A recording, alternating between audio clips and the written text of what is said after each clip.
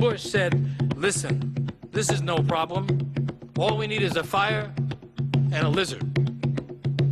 And so he arranged for logs to be brought, to be piled in the village high. He arranged for them to be set on fire until the flames were leaping into the sky. And he got a lizard and he brought that as well. The lizard was placed into the fire. And then the old man said, here's the way it is. If the lizard burns up in the fire, then the youth will remain dead. If the lizard can be pulled out of the fire by someone here, the youth will come back into life. That's the way it is. Well, you can imagine. The mother of that youth had great feeling, and she went towards the fire to get the lizard out. But the flames were hot, and she could not penetrate them, and she came back. And the father of the youth, well, he was deeply involved as well, and he went forward and tried to get through the flames to the lizard, but could not make it, for he was driven back by the heat of the fire. But the maiden, she jumped right into the center of the fire. She grabbed the lizard and she jumped right out again and said, here it is. And at that moment, the youth entered life again.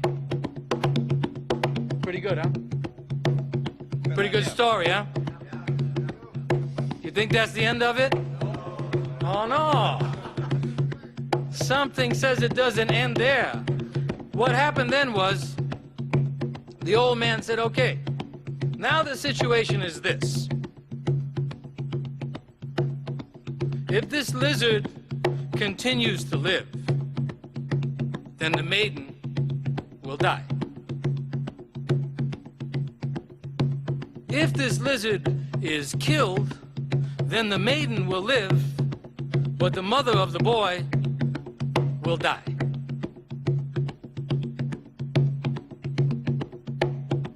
And the question is, what would you do? Kill the lizard and allow the maiden to live, or allow the lizard to live and cause the maiden to die? Kill the lizard and cause the mother to die? What would you do? It's up to you. You would kill the lizard? If the lizard dies, the mother dies. If the lizard lives, the maiden dies. And the question was put to the young men in the tribe. Now, of course, they're not speaking concretely. People have been jumping in and out of fires. Strange things have been going on. They're talking metaphors. They're talking of issues of the psyche and issues of mythology.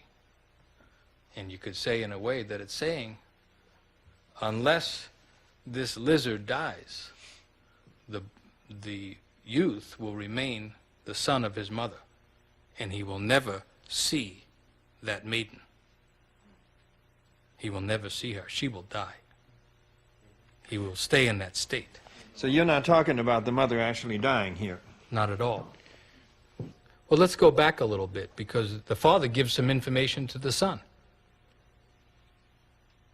Now, the son doesn't follow the direction of the father. Now, this has a resonance. If you remember the Garden of Eden, it went that way also. Snakes, lizards, dragons, they're similar. So there's something that is true that the father is saying, as it turns out, but it's not the truth for that son at that time. And his going into life means going against that advice of the father. The son has to make a move towards something in life that is dangerous. So you're saying that in a way the father is not a pal here and never is, but the father says something and lays it down, and the son has to go against that to come into life. To come into life, into love, Okay. into many, many things. It's as if the father is saying that life is dangerous. You know, life, in life you find death, so don't go in. There's some way in which a father communicates that.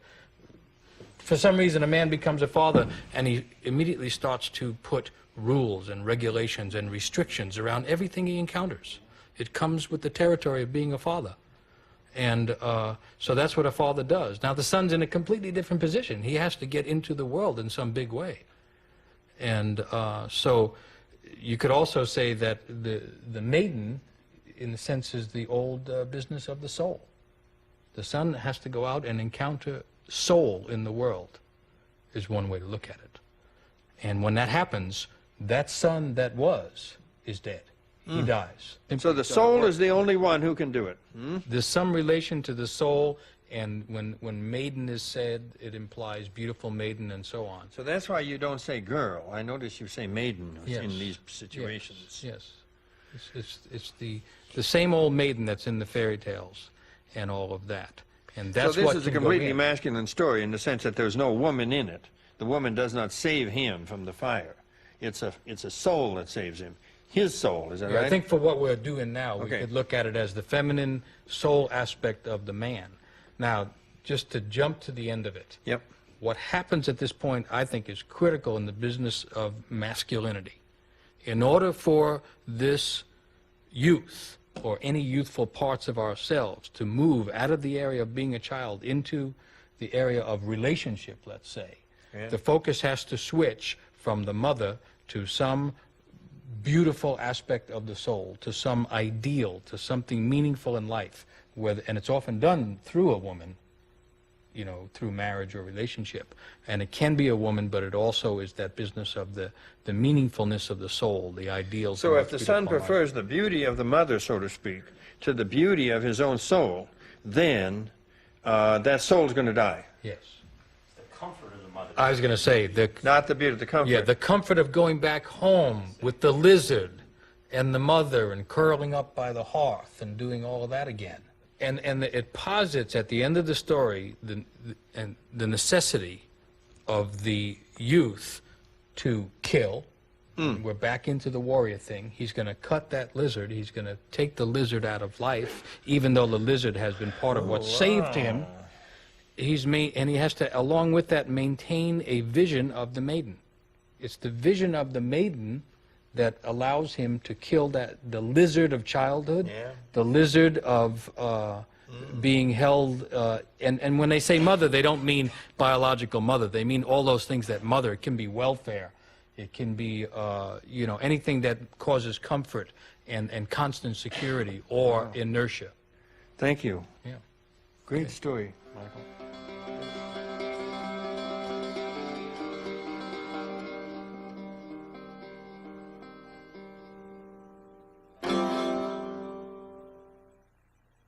They used to say, men are not grown, they're made. And most tribal and most cultures had initiations for the males. A distinct interruption of the childhood and a pulling of that youth into the world of manhood.